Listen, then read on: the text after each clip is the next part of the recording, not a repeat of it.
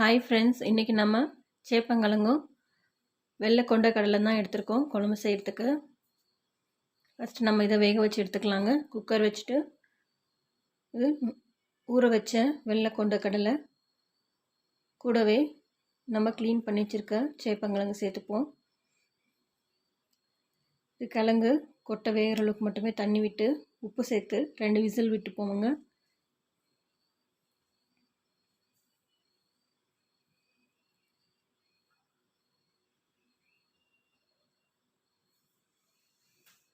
ரெண்டு விசில் வந்தால் போதும்.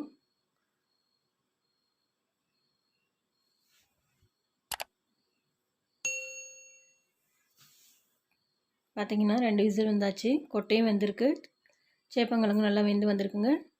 சேப்பங்கிழங்க தோல் எடுத்துக்கலாம். இப்போ அதே குக்கரில் எண்ணெய் ஊற்றி தாளிச்சிக்கலாங்க. ஒரு வெங்காயத்தை கட் பண்ணி போட்டிருக்கேன், கூடவே பச்சை கருவேப்பிலை சேர்த்துருக்கேன்.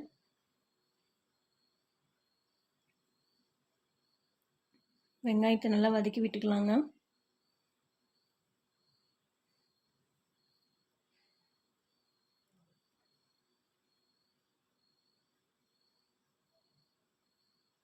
வெங்காயம் நல்லா வதங்கி வந்துடுச்சுங்க. நான் தக்காளி சேர்த்துக்கிறேன். 2 தக்காளி சேர்த்துருக்கேங்க.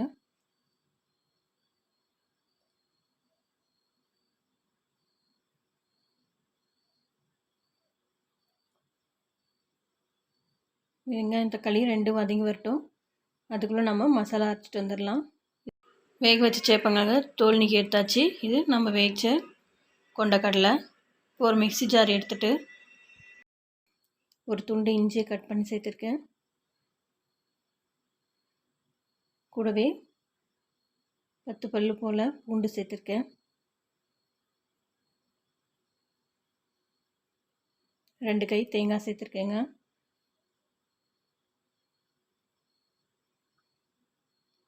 தேங்காய் உங்களுக்கு தேவையான அளவு தாங்க.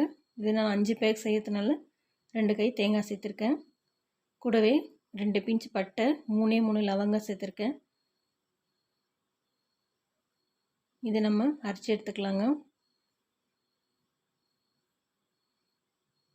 இப்போ பார்த்திங்கன்னா நம்மளோட வெங்காயம் தக்காளி நல்லா வதங்கி வந்துட்டுருக்கு. இதில் நம்ம அரைச்ச பேஸ்ட்டை சேர்த்துருவோம்.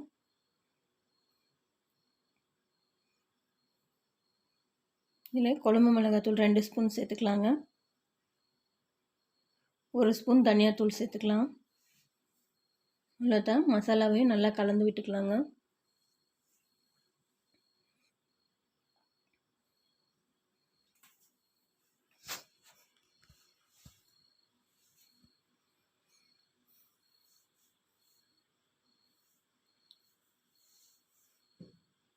மசாலாவை கொஞ்ச நேரம் நல்லா கலந்து விட்டுக்கலாம்.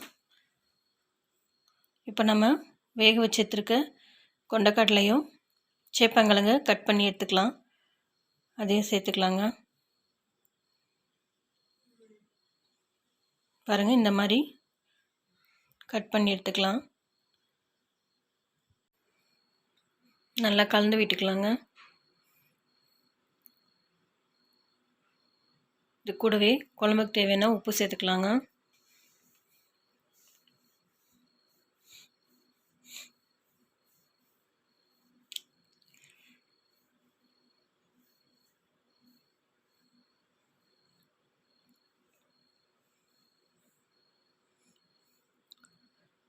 பார்த்திங்கன்னா குழம்பு ரொம்ப திக்காக இருக்குது. நம்ம தண்ணி சேர்த்துக்கலாம்.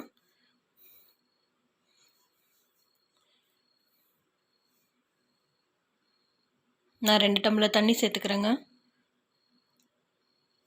நீங்கள் எவ்வளோ திக்காக வேணுமோ அந்த மாதிரி வச்சுக்கலாம்.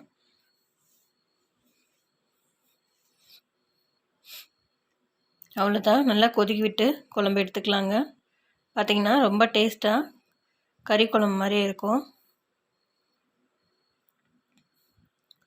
சேப்பங்கிழங்குமே நம்ம வேக வச்சு கட் பண்ணி போட்டதுனால வழுவழுப்பு இல்லாமல் நல்லா இருக்குங்க.